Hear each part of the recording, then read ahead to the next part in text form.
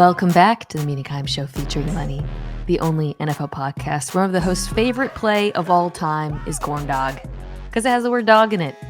That's Lenny. My Golic Jr., the Kansas City Chiefs are your Super Bowl LVIII champions.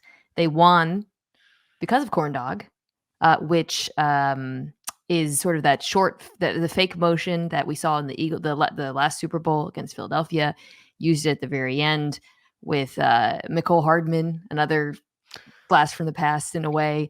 What was your reaction to seeing that play win the game in overtime for Kansas City and the fact that it was Mecole Hardman? A lot of yelping. I think I woke my neighbor up upstairs. The fact that Andy Reid, of all people, wins on a corn dog redux seems like the most appropriate ending to what was the least likely Mahomes Super Bowl team, I think, in the now Dynasty that we can officially call it. And it also made me hungry because we're recording this at night right after the Super Bowl.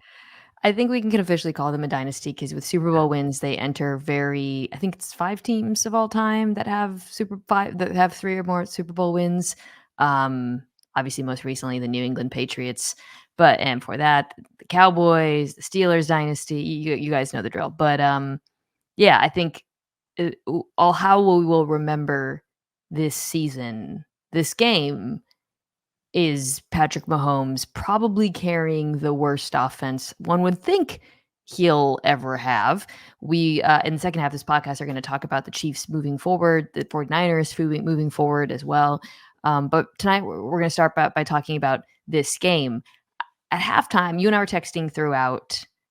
At halftime, I think the narrative or the story of the game was just the Niners defense dominating Kansas City up front. Which was interesting because this is a Niners defense that, had gotten a lot of criticism in the postseason. I was very critical of them. I didn't think they'd be able to stop the run. At times, the pass rush wasn't as impressive as it's been in the past, certainly given all of the talent on the defensive line. They had missed a bunch of tackles at key points in the playoffs as well, but they really showed up. And I want to say, like, start to finish, they played well. Obviously, the final drive, the greatest quarterback did his thing. But for the most part, Mike, this was a very impressive game from that defense. They made Patrick Mahomes, in what you're absolutely correct in saying might be his masterpiece of this Super Bowl run, look incredibly ordinary in that first half. And we'll, I think, talk a lot about some of the Steve Wilks decisions in the waning moments of this game in terms of critical third down calls there, because in the first half, it was largely done off the backs of the 49ers 4-man rush. The much maligned Chase Young kickstarts the party with the sack early in the game where he beats Donovan Smith clean. Nick Bosa and that whole D-line did such a great job, and it was highlighted on the broadcast, rushing with great lane integrity, making sure that they kept Patrick Mahomes in the pocket. And when he was forced out, it was at angles where even he couldn't make plays, especially given the way this 49ers secondary was playing. And so that group up front, Fred Warner flying all over the field, making plays at linebacker, really had them looking like the group that 49ers fans saw for the majority of the season, and not the group they got for the last month and a half. Yeah, I think you highlighted a lot of the things that impressed me, the gap integrity, the fact that they were, because they had been punished so much for being overly aggressive that front, not the case. And it wasn't just like Nick Bosa. I thought the whole defensive line, Hargrave, Kinlaw had some big plays in this game, was really impressive. I also suspect when we get the tape, we will see very impressive coverage from the TV broadcast. It looked like guys were pretty covered up, in the first half. You did mention the Steve Wilks blitzes. So Mahomes was 5 for 6 against the blitz in this game. So he only blitzed him on 12.5% of his dropbacks. But when he did, for the most part, I would say actually not for the most part, because some of those completions were short of the sticks. So then that obviously is counted as 5 for 6. But it was really that final third down. It was the 3rd and 6, the crosser to Rice, that I think will get some scrutiny, perhaps, especially in overtime, especially considering that the defensive line had been so dominant. What did you make of that decision? Do you think that the feeling was they didn't think their 4-man rush was going to get it done, that perhaps the blitz would also keep Mahomes from escaping with his legs, because it did leave Rice open, and it did spring him for a big gain as well, obviously the first down. Yeah, and remember, there had been one prior to that where they snuck, I think it was Jerick McKinnon out of the backfield on a running back pass to the flat on another blitz look before that one. I forget if it was in the third or fourth quarter leading up to it, but I don't know if it's one of those where, you see Spags having all this success with it over on the other side where he's throwing haymakers every third and fourth down. We'll get to that, the way he usually does, and you're trying to return volley, or, if you mentioned the 4-man rush and them not being able to get home. There was a lot of chatter in terms of strategy at the end of the game surrounding the legs of both teams in those waning moments. When you have those guys turning it loose time and time again, you wonder if the thought, to your point, was, hey, maybe these guys' legs aren't under them quite the same way. The burst isn't quite the same. And so we want to throw a few extra bodies there to see if we can get somebody to make the wrong decision inside, turn somebody loose. I'm sure Niners fans are probably going to want holding on the running back there. I think Fred Warner got hooked a little bit, it looked like, potentially, but blitzing one of the greatest quarterbacks against the blitz of all time is always going to draw you a little bit of scrutiny given the caliber of player he is. Yeah, I think the final drive in overtime. So just to recap, I don't know why you would be listening to this if you didn't watch the game. You're finding out what happened. It was really interesting because we finally got to see the new overtime rules, right? Where which, so previously, as you guys, I'm sure know, if you scored on the first drive, you could finish the game, the San Francisco for. But now with the new rules, the second team has a chance to possess. Interesting debate over whether you should take it first or take it second. My preference would be to take it second, because then you know whether you have to score, so you have all 4 downs, and then you could potentially go for 2 to win, which I was actually terrified would happen, but it did not happen because the Niners ended up kicking a field goal on the first drive. And I want to get to that in a second when we talk more about the Niners offense and that. But I thought the game-winning drive was just, which, they did score a touchdown, was like a pretty perfect encapsulation of this Chiefs season, because there weren't explosive balls through the air. You had a Chiefs receiver, Marquez Valdes-Scantling, making a very going backwards and losing several yards on a play. You had Patrick Mahomes probably making the biggest play of the game. The touchdown throw was really nice. That was probably his best throw of the game, but using his legs for a 19-yard scramble that ultimately set up the touchdown we discussed, which was the return of Corn Dog. This, I think, is remarkable. So he scrambled for 66 yards, which is the second most by a quarterback in Super Bowl history. And he now has 172 rush yards total, which is 67 more than any other quarterback. Most of those via scramble. I actually don't know. It looked like he ran zone read, and you and I were like, Patrick Mahomes ran zone read at one point during the game. Mitch Schwartz, who the former Chiefs offensive tackle, tweeted at me. No, he's like, I think he just kept it because he just saw the look that he wanted. But yeah, I think what's so, like I said, it was a perfect encapsulation of season because it wasn't explosive. It was just efficient, taking what was available to him, scrambling. But the scrambling thing really jumps out to me because I just, as we think about this player, all of these Super Bowls, all of these performances, there have just been so many key scrambles. And it's funny because that's not the part of his game that any of us ever emphasize, but there's no chance in hell he has all these Super Bowls if he doesn't use his legs the way he does. And so that's obviously what happened on that drive, and it's why they won. I mean, think about the game sealing play. I think it was it last year's AFC Championship? They played the Bengals, and it was the late hit by the linebacker out of bounds on a Mahomes scramble that put them in position to win to that game and go to the Super Bowl. I thought about it a lot as I sat there on my couch with my heart beating out of my chest, how nervous we all were watching that game. And in the moment for this guy, you saw it on all the pivotal downs and distance. And there are so many factors that come into play with that. One of them you mentioned, hey, where they ended up with the ball second. I saw our buddy Sam Schwartzstein say information triumphed over that sudden death edge that you would have got in that third possession, because at every spot, Mahomes knew exactly what was available to him, exactly how many downs they were going to have, because fourth down was going to be the go after the other team had scored.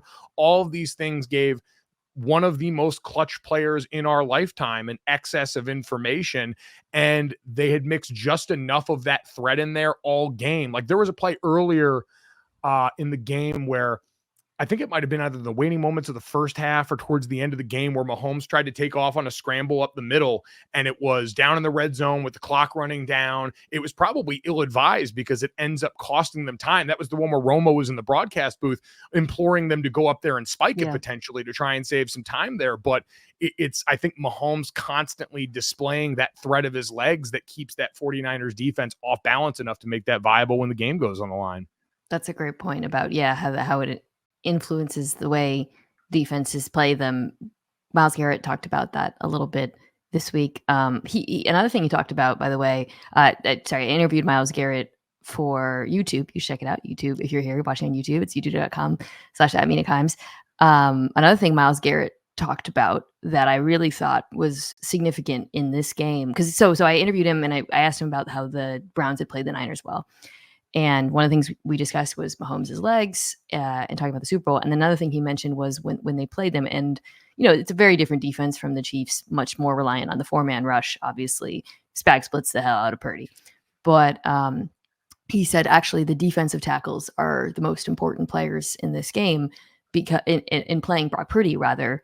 And, Myles Garrett is an edge rusher. He said, because, one of our coaching points going into it was get your hands up because you can bat his passes. And he was saying and we had that in mind even when we were like running games where, you switch positions between the edge and the defensive tackle, just so important to get in front of him and be big.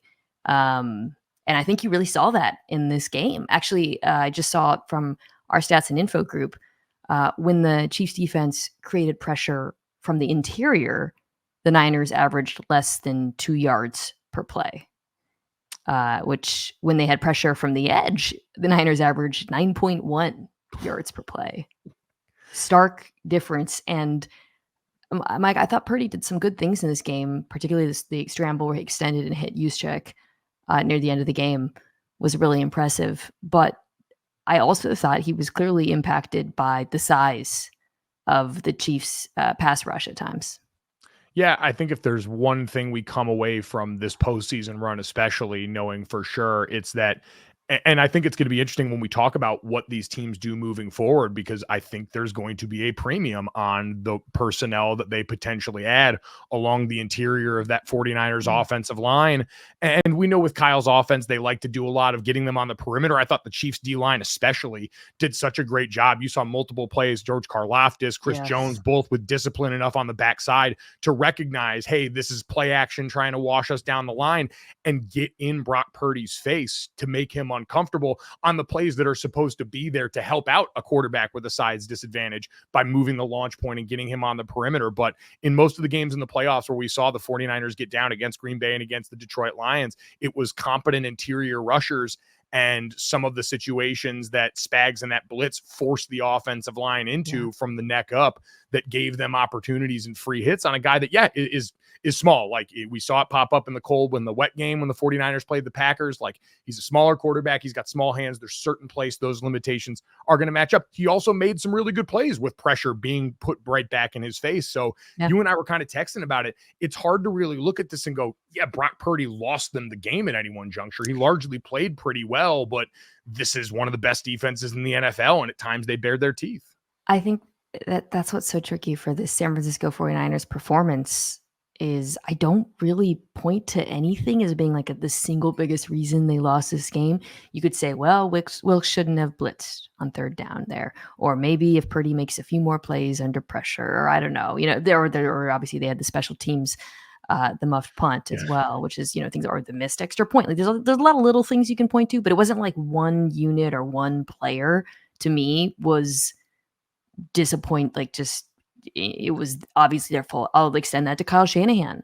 I don't think anyone could watch this and say he called a bad game. You certainly couldn't say he didn't run the ball enough. They ran the ball a fair amount, I think, in the right situations.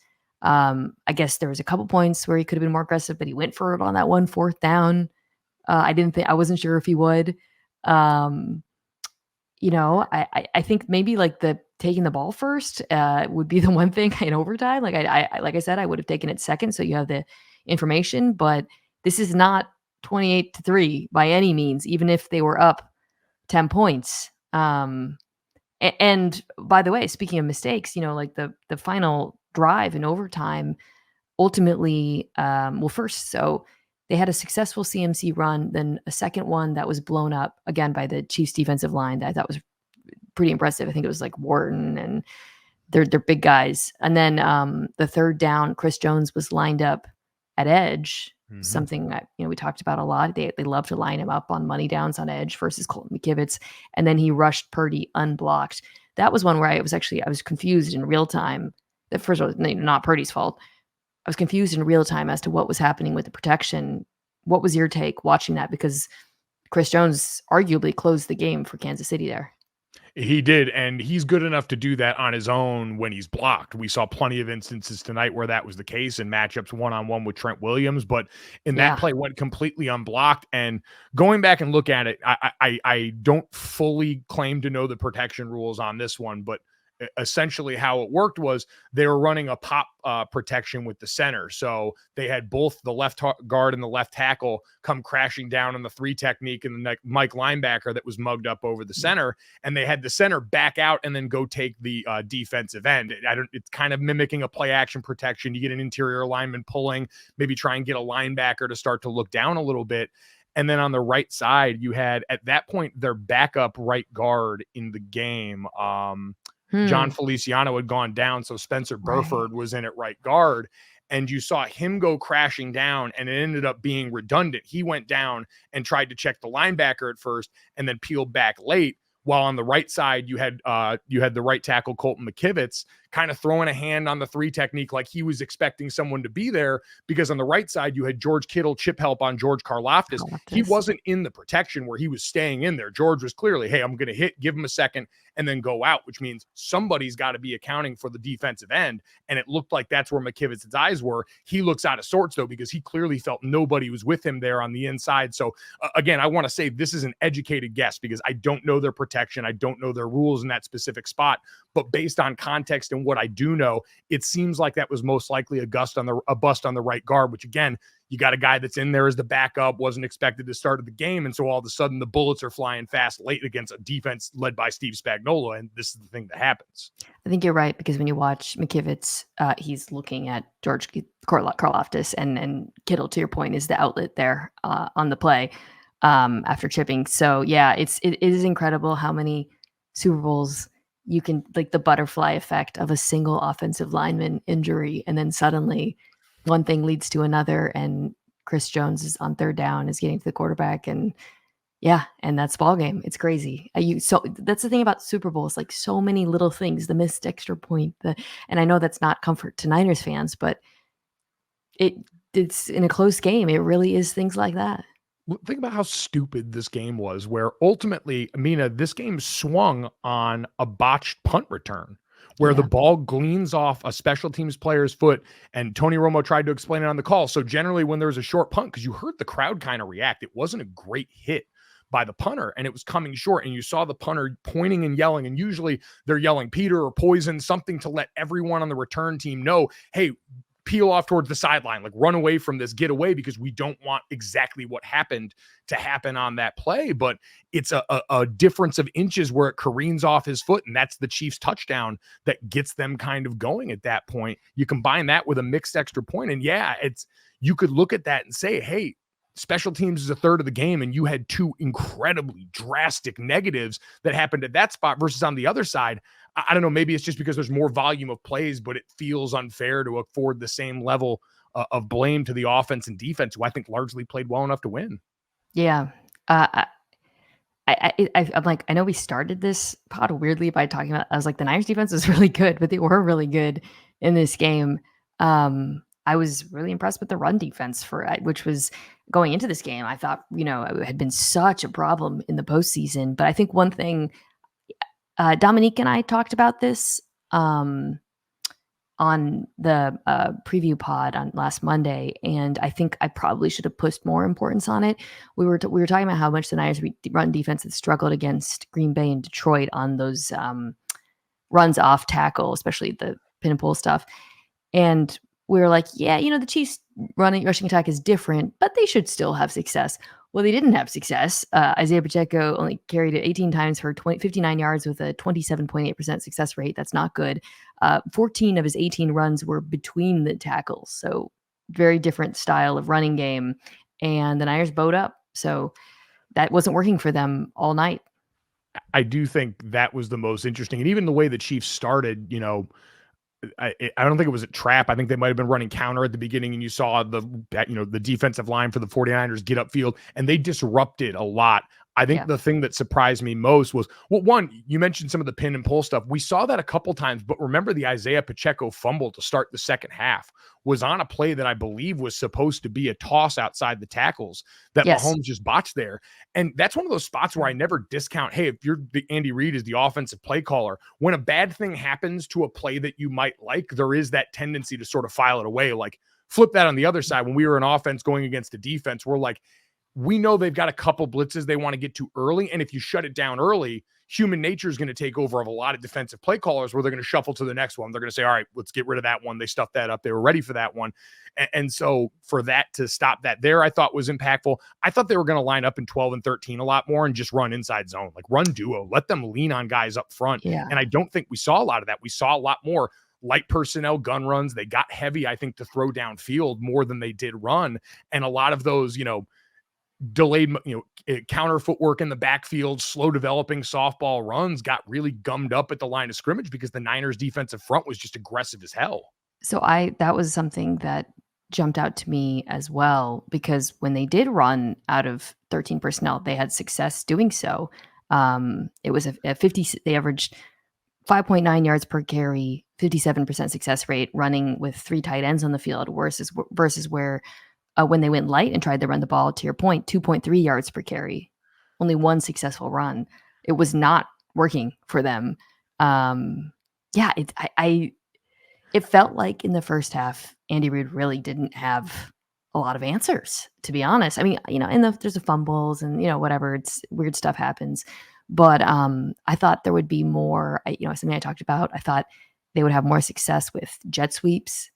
They had the one for the, I can't remember if it was the 3rd or 4th down conversion, but like they didn't really, I don't know. It felt like they were surprised by the physicality of the Niners defensive line in particular. And yeah, I was ready to say Steve Wilkes, everybody apologized to him who was critical and I, and the Niners defensive line. I mean, like some of the players I mentioned, Chase Young, but then, there was the weirdness and, kind of Mahomes. There was a couple points during the game where he kind of clearly just went into F-it mode, I thought, where, it was just like, I'm just going to do whatever it takes, whether it's scrambling or extending with my legs. And that, I think, proved to be the difference in the second half. I think it was interesting to go back. I remember the first half was a largely pedestrian Mahomes half. That you're right. That was when it really looked like the 49ers were just bigger, faster, stronger at every position. You obviously had the Dre Greenlaw injury, which it felt big at the time. I don't feel like the Chiefs ever really did a ton to exploit that.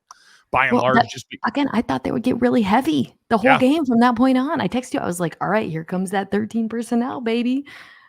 And they just never quite went with it. But I think what was big for Mahomes and that team and how they went about the rest of the game was that 2-minute drive where all of a sudden, and I say this all the time, especially for young quarterbacks, a lot of times the 2-minute drive's great because it just gets you out of your head. Like you practice it so much of it is like signal, go, get up to the line, tempo. You're just read and react a little bit more than pressing. And it felt like Mahomes and the Chiefs were pressing a lot in the first half. And I think that drive just kind of got them out of their heads a little bit. So when they had to go back to some of those critical moments in the second half, the pass game out of spread formations was a lot more accessible than it had felt the vast majority of the season. Yeah, that's a really good point. It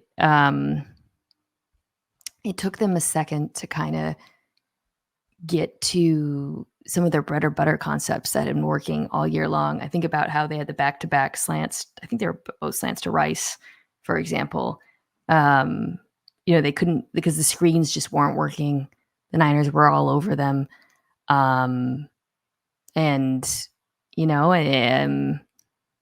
sometimes I feel like it didn't feel like they were a different offense in the second half per se, or that the Niners defense was playing markedly worse. But it felt like, they kind of, you and I talked about this. So many of the drives were getting killed on first down for them. And when they stopped falling behind the chains, this, because they're not an explosive offense, if you fall behind, you're dead. Whether it's a bad play, a tackle for a loss, a penalty, whatever, a drop. And that was the case, I think, for the first half, certainly. I laugh just because, and it's gonna sound really cliche, but I think given how their offense operated, it's kind of relevant here. 2012, I played at Notre Dame. We went undefeated. We had a really good season that year, largely led by a stellar defense and a very timely offense. We weren't great statistically at anything, but I remember Chuck Martin, who's now the head coach at Miami of Ohio, was our OC and said, our goal is to just get back to the line of scrimmage, at least on every play. Like, we can't afford negative plays at all. And it sounds so base level, but when you're an offense that needs what they need and needed what we need to succeed, that has to be the most important thing for you. And whether it was penalties or whether it was missed blocks or whatever, you're right. It was their first 7 drives. The Chiefs had 4 negative plays on first down, and they absolutely buried them. They weren't able to get through it because the most dangerous matchup for the Chiefs in this entire game was their offensive tackles and a 5-man pass protection or a 6-man pass protection against these rush ends for the 49ers. And they were killing them in the first half because there were way too many 3rd and 8, 3rd and 9, 3rd and 10 plus plays for them. I want to wrap this part by giving more love to the Chiefs defense, because we've been talking about how good the San Francisco 49ers defense was. We've talked about Patrick Mahomes and his legs and some of the things they did and what happened in overtime. But the Chiefs defense is really what got them to this point through some of the lows of the season and came up so big in the second half. It was on the first drive, it really looked like, oh, Christian McCaffrey's going to run the ball at will on this team. Like they were a sieve. And he still got his, and he ran the ball efficiently in this game. But you really saw that front 7, but also the DBs tackle so well, and they tackled, so many big plays in this game. We'll get to the coverage aspect of it, but they were so impressive, I thought, as the game went on, against some of the Niners' little toss actions, some of their screens, for example. And this is a Niners team. I'm curious actually to see ultimately where they netted out with yards after the catch, but they are the yak team of the NFL. And there were plays where they got, they picked up their usual yards after the catch, but I thought for the most part, the Chiefs did a pretty outstanding job of tackling. Yeah, I would agree. At the beginning of the game, and really that first 3 quarters, when we were all kind of wondering, like, is Juwan Jennings going to end up being your MVP here? Because they were throwing a bunch of those layered concepts over the middle. He obviously had the touchdown pass too, but it was just sort of a testament to overall how even the performance had been for the 49ers, where we were kind of struggling even towards the end of the game. Like, who gets the MVP if they end up winning this? Where there was no doubt on the other side. But I do think you're right. That Chiefs defensive front, when you look at especially the big guys in the middle, like Mike Pennell had a hell of a game against the run, stuffing it up front. Obviously, Chris Jones, George Karlaftis had flashed a bunch against the run during this postseason, especially. And so all those guys deserve a ton of credit, especially late in the game, for just balling their way through this 49ers offensive line. Leo Chenal, my God. Yeah. That dude was Bill Barnwell's very own. I know. I wish I had kept Juwan Jennings as my X Factor from our live show. Mahomes obviously won MVP, not surprising given he won the game for them in overtime. I do think before overtime, Trent McDuffie had a legitimate case for MVP. So he was my first team All-Pro vote because they added a slot corner category this year. It's not because I'm biased, because he's a Husky, DBU, but I don't know if, he to me is one of the 5 defensive players in the NFL I might enjoy watching the most right now. Just the physicality with which he plays. Some of his coverage, he was incredible in coverage in this game. And then, of course, he had that one perfectly timed slot blitz that led to the incompletion, which is something, had been a hallmark of this Chiefs defense and something that Brock Purdy had shredded this year. but it was so well. I'm excited to go back and watch it on tape because it was so well disguised. Yeah, he was outstanding in this game. Next Gen Stats said that was the 16th unblocked pressure this season generated by Trent McDuffie, 5 more than any defensive back in the NFL, which to your point is equal parts. Hey, Spags has some galaxy brain stuff and some great sense for when to throw things at it. But you're right. You look at so many of these and the body language, the tilt, all the things pre-snap. These guys are so savvy in how they disguise this stuff. We saw on the back end, the secondary did that little loop-de-loop cover 2 thing where they lined up in cover 2 and then it looked like they were going to have a rat hole guy and they circled back. Like all of these guys are so smart and so savvy, which you have to be to present as much to opposing offenses as they're able to do with Spags at the helm. And that's, I mean, Brock Purdy is a second-year quarterback who, I'd pointed at some point during the season, I had noted that one of the very few things that he struggled at times was versus disguised coverage. Whereas on the other hand, Mahomes, you had him hitting that whole shot when they went from single high to cover 2, and he had, I forget, it was Justin Watson on the drive that sent them to overtime. He hit him on the corner on the whole shot. Yeah. Yeah, it is, let's end here. It's Patrick freaking Mahomes, man. We're not ending here. Sorry. We're ending the game discussion here. We're going to take a quick break, come back and talk about what's next for these teams. Why should you bet with Caesars Sportsbook? 2 words, Caesars Rewards. Every bet brings you closer to the types of benefits only Caesars can offer. Hotel stays, VIP experiences, sports and concert tickets, and more. It's not just an app, it's an empire. Okay, so the 2023 season is in the books. Kansas City Chiefs are the Super Bowl champions. Now draft season begins. But before we get to draft season, and it really does begin like next week, I'm going to start talking about the draft. I do want to take a second to talk about these 2 teams and what's next for them, which is something I did last week with some of the teams that have been eliminated. Obviously, we'll do this all season, but it's, I think, a really fascinating time for the San Francisco 49ers. I want to start with them because we're going to talk about all the free agents and some of the decisions they have to make. They don't have that many decisions, actually. But I think what's so tricky about this team, about this game, is about this coach who keeps getting so tantalizingly close and just can't win at all. Is I don't look at the team and say, Mike, obviously they need this. I mean, sure, it would be great if they could upgrade to a Patrick Mahomes level quarterback. But candidly, like I don't know that there's going to be many options for them to upgrade from Brock Purdy next year, who I think played fine in this game. Like I wasn't watching that and thinking like, oh, one team has like a crappy quarterback. That wasn't my takeaway at all. So, and I don't look at them and think like, I mean, like there are things they could get better at. Offensive line is one of them, although it was ultimately like a backup guard. We talked about that. I think, Purdy was pressured a lot. And if you have a smaller quarterback, I think that should probably be a priority for them, especially the interior of the offensive line to get better. But yeah, it's brutal because I don't like the defense played really well. We talked about it. Like I don't look at this team and think there's glaring holes or there's like a very obvious reason other than the fact that on the other side of the field is the best quarterback I've ever seen. I was going to say, to your point, Brock Purdy led the NFL in pass yards per attempt and passer rating this season. Worth noting, by the way, the last 3 quarterbacks to do that all lost in the Super Bowl. The last 3 quarterbacks that I should say did that and played in the Super Bowl. Led the last 3 quarterbacks that led the NFL in pass yards per attempt and passer rating in the regular season and played in the Super Bowl all lost. Matt Ryan in 2016, Tom Brady in 2007, Kurt Warner in 2001, and now Brock Purdy in 2023. So Matt Ryan in 2016.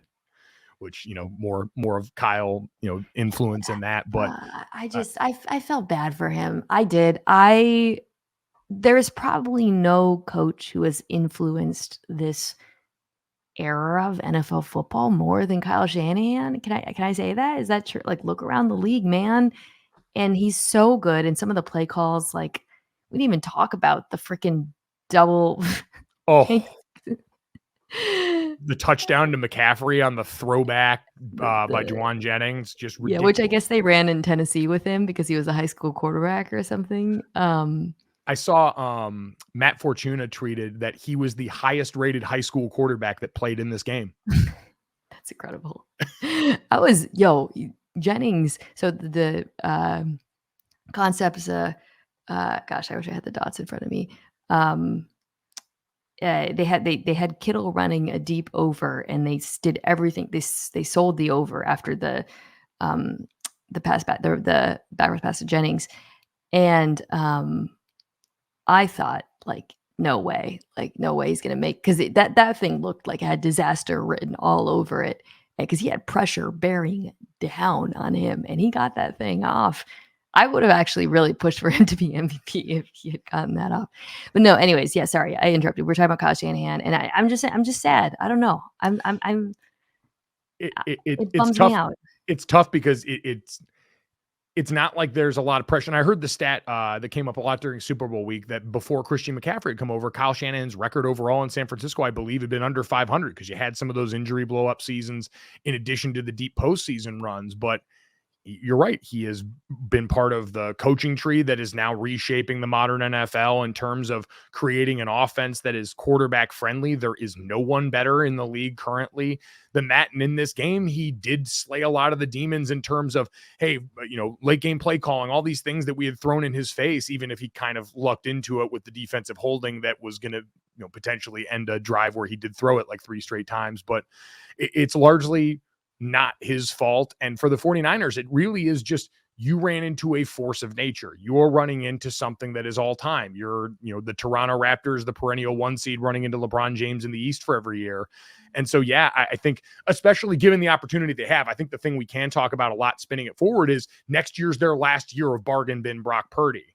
I believe because of the league rules around when he, like his contract and the way it's structured, they can't actually extend him this offseason, right? They have to wait till next year because of where he was drafted. Yeah. So you've got 1 more year to figure out what are we going to do to make sure that we go all in on this. And I guess, they're probably, based on the vibes around Chase Young going into this game, that's probably not going to be someone they re-sign to a free agent deal, at least anyone of any significant monetary value. So getting another pass rusher opposite Nick Bosa to help take the pressure off him, certainly a priority if you don't bring him back. And then shoring up the interior offensive line, like we talked about, if you want to try and go all out on getting another stud there, since, you've got your one in Trent Williams on the other side, but then everyone else is largely good players, not great players. But besides that, it's hard to really invent a ton of areas where they need to improve. They just ran into Pat. Yeah, I think offensive line should be probably the main priority, especially given what we've been talking about with Purdy and interior pressure, and a lot of the deficiencies of the offensive line were covered up this season by Purdy's quick release, no doubt. His ability to throw accurately on time, the scheme helped as well.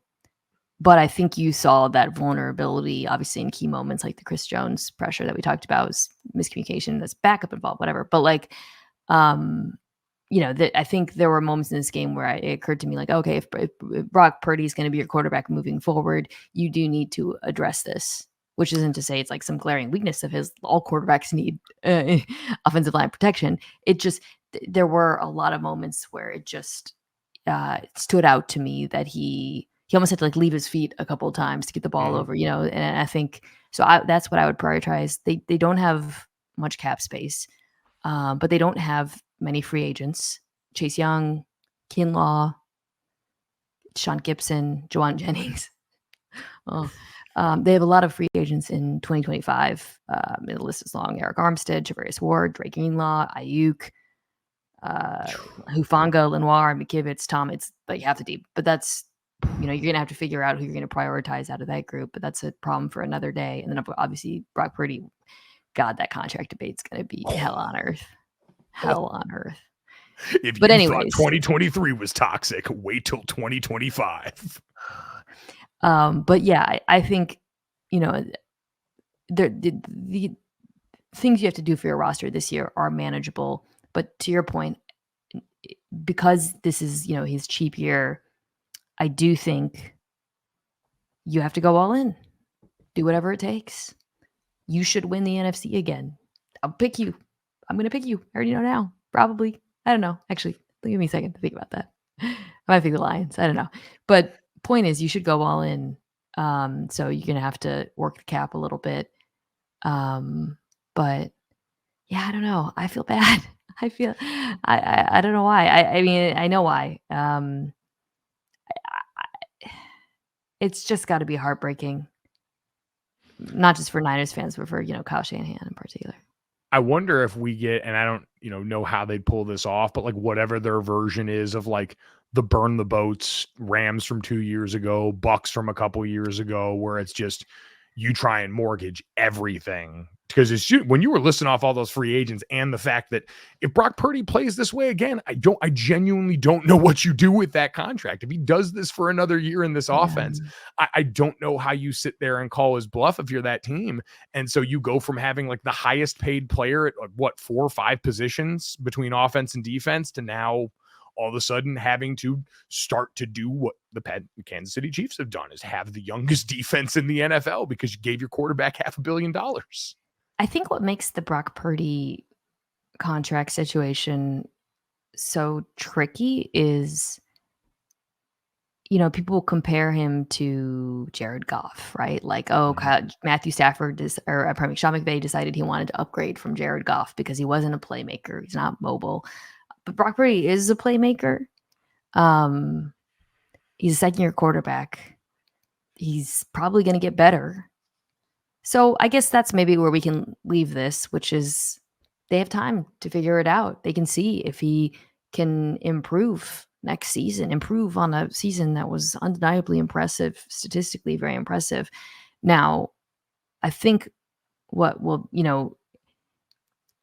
he was surrounded by very, very talented players, but he's going to be next year. I think what is complicated is at some point they're going to be less talented, but you'll already have to have made a decision about him before then. So it's not like you're going to get to see, okay, well, I guess you could see it when they were injured or whatever, some of those players, and maybe they'll get injured next year. All things considered, they were pretty healthy. But yeah, it's imperfect information. I genuinely don't know how it plays out. I guess all I'll say is he's not why they lost this game.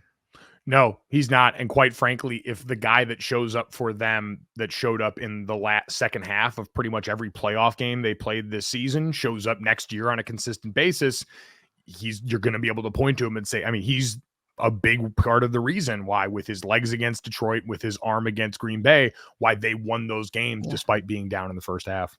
Yeah, if they had won, we would have pointed to the scramble where he hit Juszczyk. It was a great play. Okay, well, on the other side, right after the game, one of the first things Patrick Mahomes said was, "We are a young team. We're gonna be back here." Jesus Christ.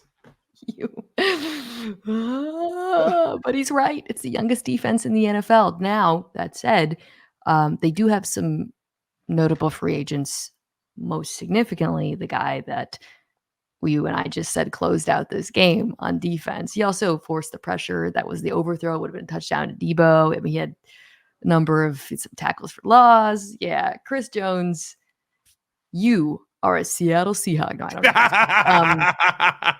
don't know. It feels like he's probably gone, right? So that's but Chiefs fans, like you're young. I mean, Felix Anaduke Uzama had a big TFL in this game out of nowhere. But Karlaftis appears to be like a total hit.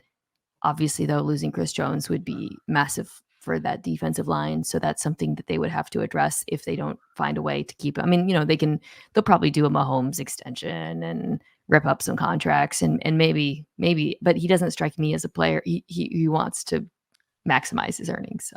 Especially, I mean, think back to the start of the season. I mean, the guy, literally missed the first game of the season out there. So in that effort, you got me really distracted thinking about him as the Justin Madubuike upgrade in Mike McDonald's defense in Seattle, and my brain almost exploded. So, Oh God, that is tantalizing. But yeah, I don't know. I go back and forth on this because so many of those other guys up front benefit from the gravity of a Chris Jones. He is so much more singularly talented than any other player that they've got up front. And also size wise, like a lot of those other guys, like, Mike Pennell, who we shouted out there as a tank against the run, really doesn't show up in the pass game at all.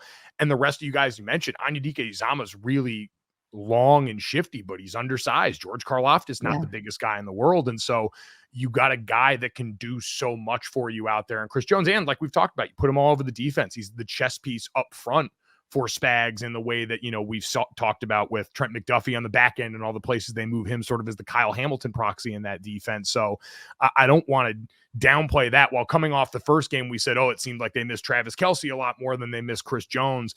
That guy is one of the 2-3 most important players on that defense on any play. So if he's gone, that presents a massive challenge, but you've got one of the greatest defensive architects in NFL postseason history that's calling the shots there. So, I mean, God, what an advantage it is for this Kansas City team that they continue to bring Steve Spagnuolo back as their defensive coordinator. Didn't get any head coaching looks. And he actually, I think he was asked about it. I was like, yeah, I'd like to be a head coach again, which I was like, really?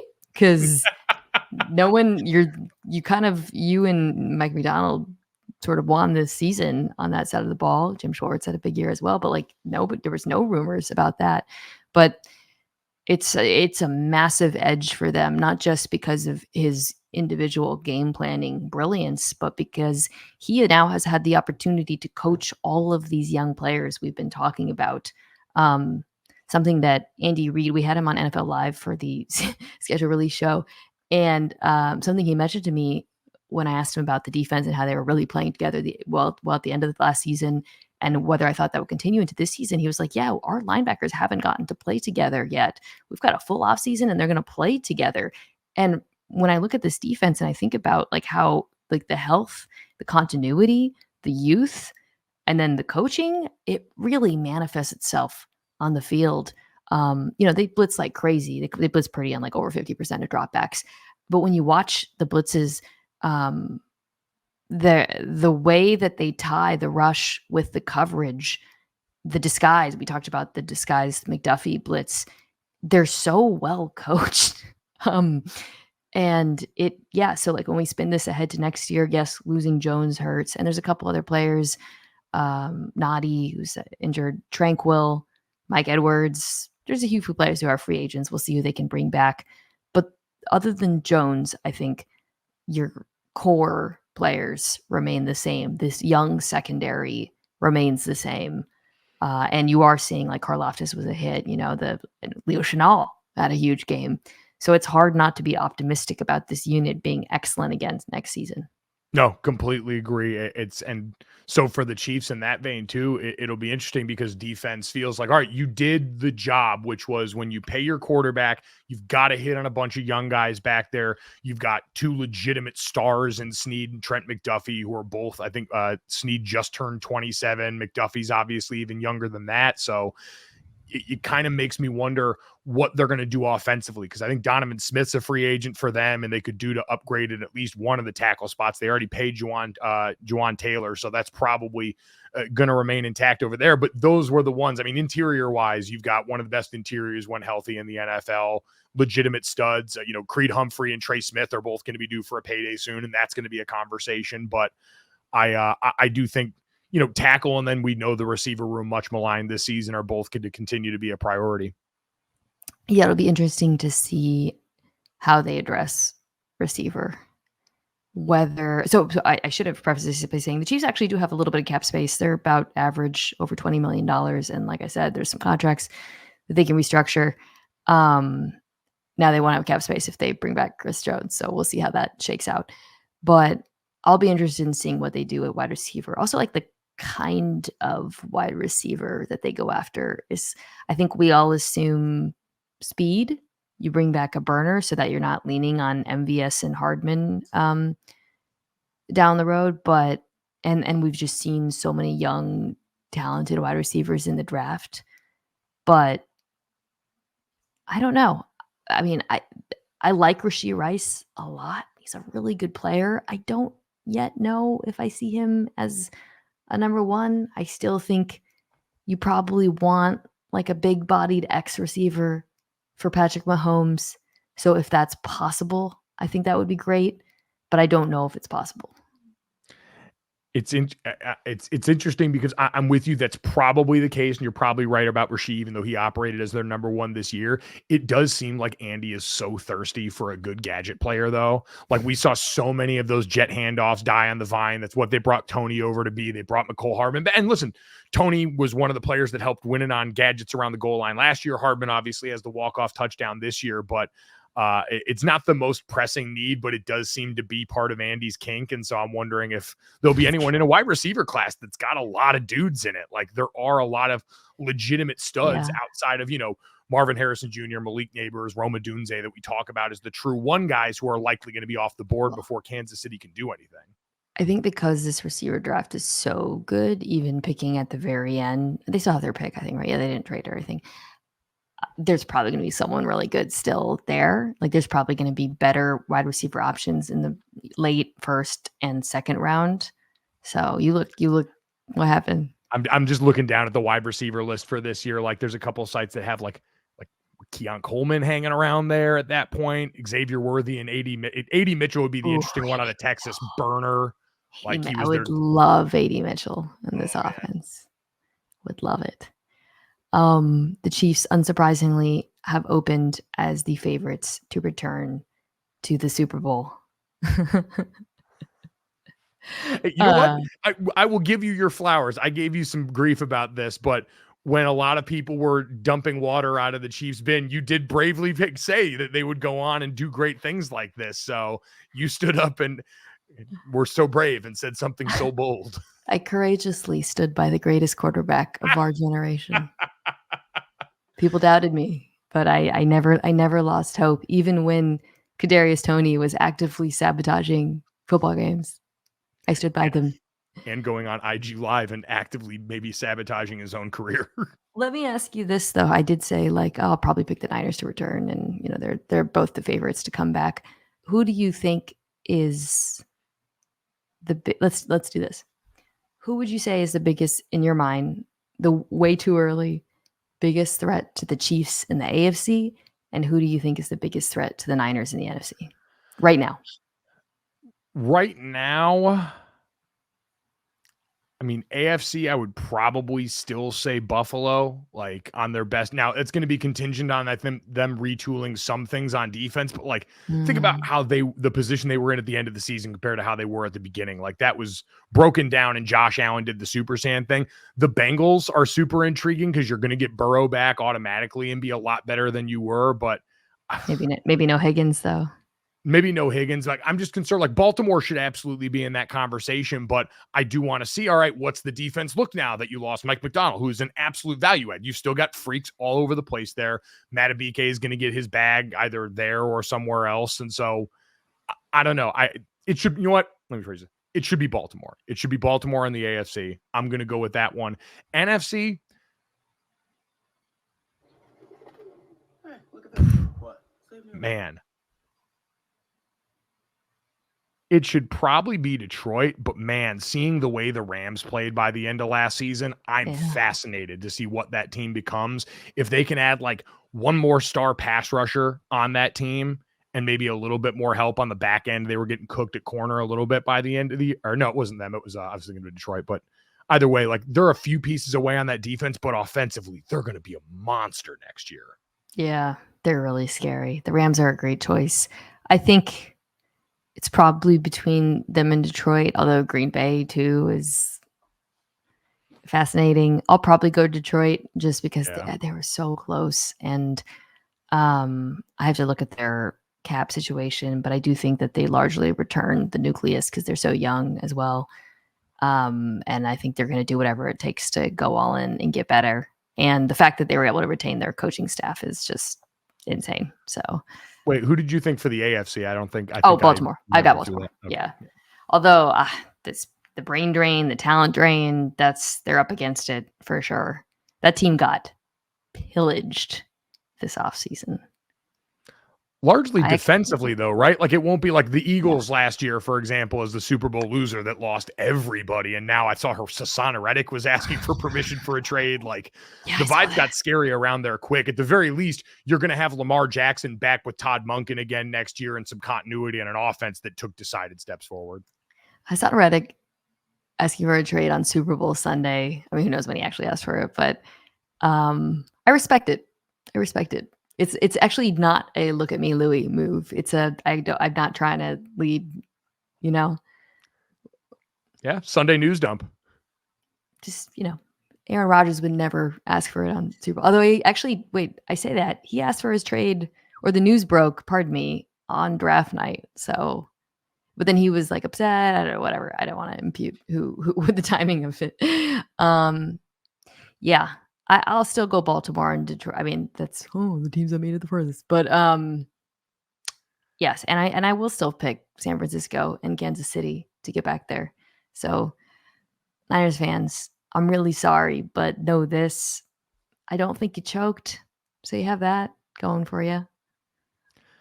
Patrick Mahomes coming into tonight, 8-2 in his playoff career when the Chiefs trailed by 7 or more points. No quarterback to start 10 or more games in the postseason had a 500 record in that particular situation. You ran into a force of nature. There is, at some point, you just kind of look up and go, man, they got him, and that's good enough. Well, that actually brings me to something was sent my way so at the very beginning, we talked about Kyle Shanahan's decision to take the ball and the consequent information asymmetry. And Chiefs, they stopped them. The Chiefs, hold San Francisco to a field goal. Then they know that they have all 4 downs, score a touchdown, that they need to, Kyle Shanahan after the game said that they elected to take the ball because if the game had been tied, it goes to sudden death, and they would have had the ball, which is something we didn't mention at the beginning. Of course, so there that logic. There's definitely, we talked about the maybe your defense being tired being the reason. That there's logic to that. However, you're betting that you can stop Patrick Mahomes. I think that's, I mean, you would have to stop him anyways, obviously, but you're betting that you can stop Patrick Mahomes with 4 downs. Do you think, and because we're learning about this limited sample size with this new overtime, right? Obviously in this space, and you mentioned it's the only time.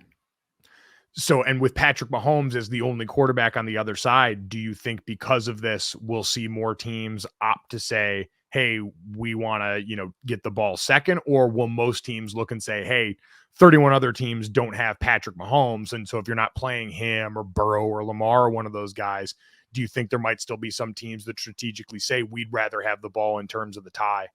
I think it's really going to be game to game, team to team, whether it's going to play a huge role in this. So